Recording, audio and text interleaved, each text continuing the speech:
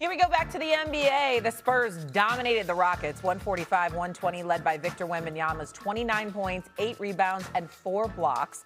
The Spurs shot 58% from the field, 53% from three, earning their 4th straight win. They're now 2.5 games behind the Thunder for the top seed in the Western Conference. The Spurs hold the best record in the NBA since February 1st. They went undefeated in the month of February, the 3rd perfect month in franchise history with a minimum of 10 games being played. Their only loss came to the Knicks, and that was in early March on a Sunday afternoon. I don't remember us using time zones as a problem in that game. But anyways, do you believe that Wemby can lead the young Spurs to a title? Kenny, what do you think? Oh, they're primed to be, in contention for sure. I mean, 100%.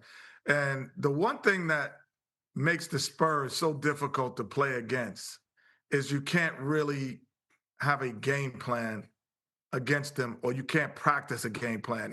And Stephen even think about this when you was with Big House Gaines in college, and they go, okay, today on the second unit, you're going to be Steph Curry, and you're going to do this. Okay, you're going to be this person. Who do you say is going to be like Wembanyama on your second unit to practice against? Yep. He is an anomaly. There's nothing like him. You can't have anyone on your team do what he does. I need a 7'4" guy on my second unit to practice against that can shoot threes and then contest you from every shot. It's just impossible to practice against, prepare game plan. You can only prepare the game plan as you're playing against them.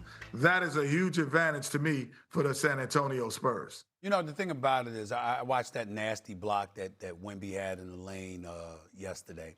And his arms were down, and he turned his head to make you look like he made you think that he wasn't involved. And then he just swatted the damn thing into the stands. This is Wemby.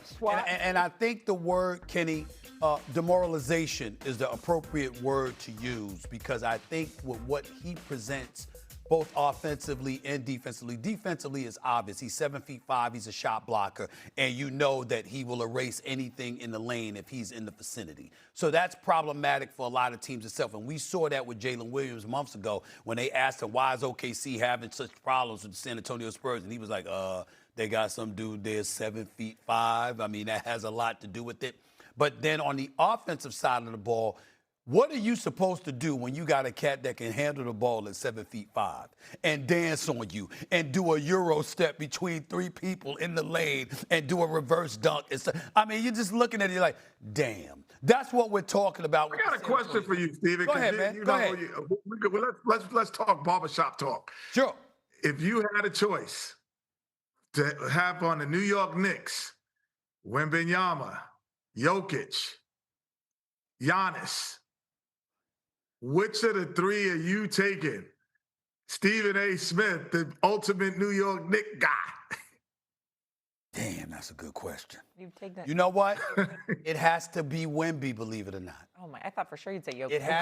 It has to be Wemby. Okay, Jokic is phenomenal. He can't jump onto a curb and you can't stop him. He's just unbelievable. You gonna get your numbers. You gonna get your production from him, right?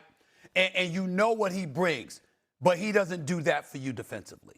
You look at Giannis, and Giannis is a gazelle. I mean, offensively, defensively, he's formidable. He's going to give you 30 and 12. But here's the thing. He's not going to give you that perimeter game, and he's not going to give you the free throw shooting either. Giannis struggles with both. And so when you look at it from that standpoint, in terms of an efficient threat, I know Giannis is phenomenal. Jokic is phenomenal. I get that. But both of them come up a bit short defensively. And offensively, Wemby's a bit more versatile than Giannis. So because of that, combined with his defensive prowess, his shot blocking ability, I would have to say Wemby. I mean, to be able to pull up from 3, to have a mid-range, you understand? The other stuff they may have, but they don't have at 7'5" his ball handling and perimeter skills. And defensively, neither of them block shots like that. That's why I would say Wemby. Okay.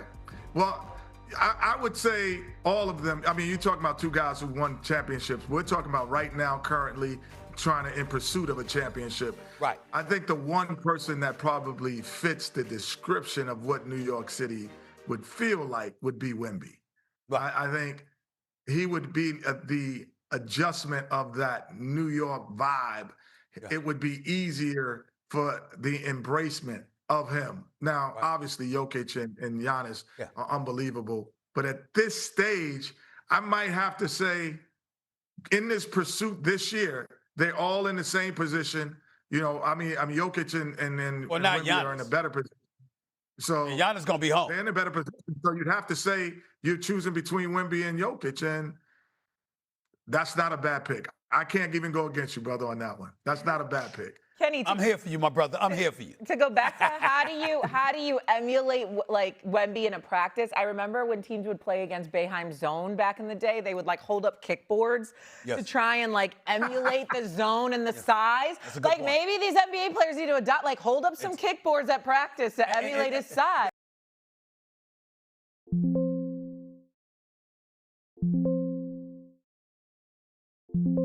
Key word there, I know we got to go to break, but that word demoralization matters because it's one thing for you to do what you do.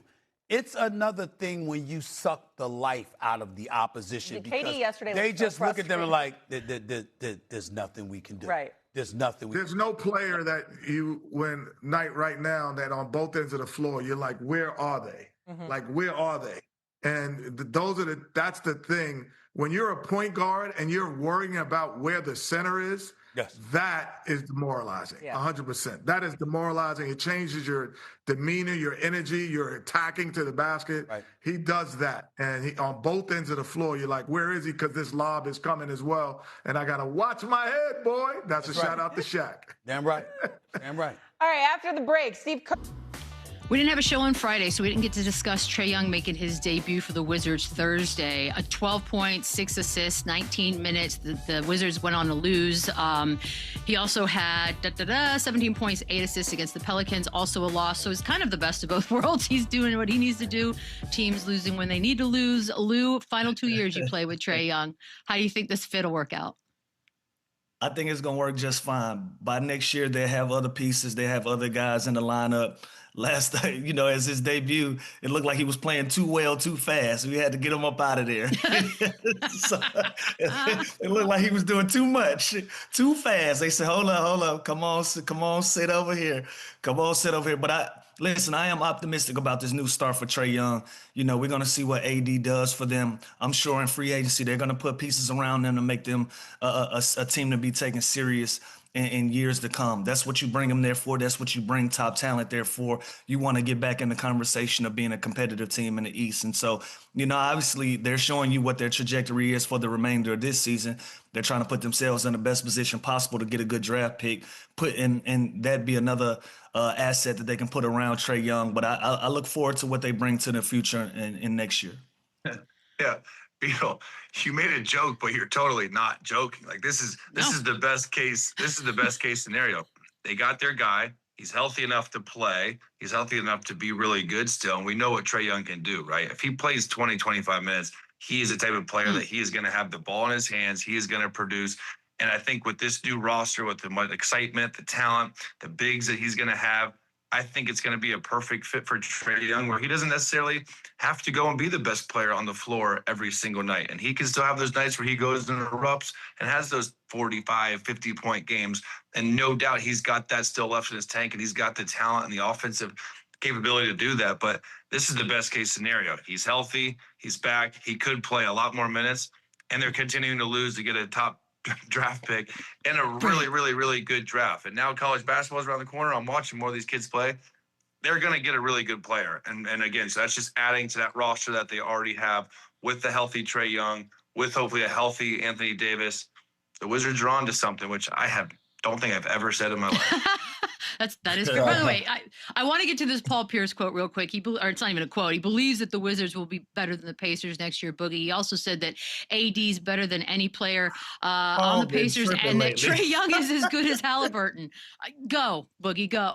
Or is it just I don't understand why that comparison even came up. I mean, these are two teams at the bottom. I think I think the Wizards should be more focused on just, righting the ship, putting the correct pieces around Trae Young, Anthony Davis. I think Washington is the perfect city for an exciting guard like Trae Young. They have a history of celebrating guards that are exciting. The John Walls, the Gilbert Arenas.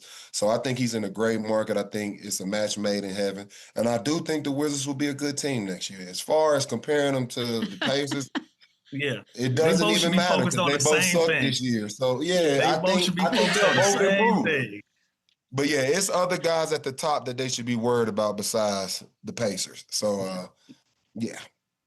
Yeah. I think the idea is that the Pacers are going to be back next year with Halliburton and this team that just went to the That's fair. finals. We think the Wizards they'll are be back. good. So, but both should focus on just getting healthy. They are. should be This what is all Paul both teams- Pierce. This is Paul Pierce just doing Paul exactly. Pierce stuff. I'd like to take the last 30 seconds of today's show to let everyone know in San Antonio, I'm being held hostage, okay? I know what the Spurs did. I know that they've won 4 in a row. I know they dismantled Detroit on Thursday and went on to win the next 2 over the weekend. They are 15-1 in their last 16. I just want to make sure that got in there because I feel like I'm not a part of this show right now. They looked great last night too, Bees. They just way to take the floor, rep your team. destroyed the Spurs are Rockets. legit. Hell of a schedule they have this week. It's going to be a tough